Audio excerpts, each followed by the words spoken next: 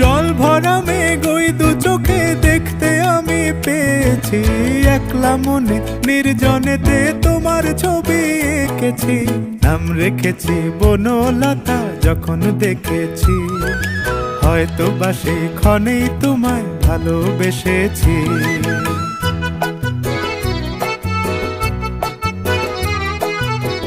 বনলতা কথা হয়ো না গো কুণ্ঠিতা, বনলতা কথা হয়ো না গো কুণ্ঠিতা।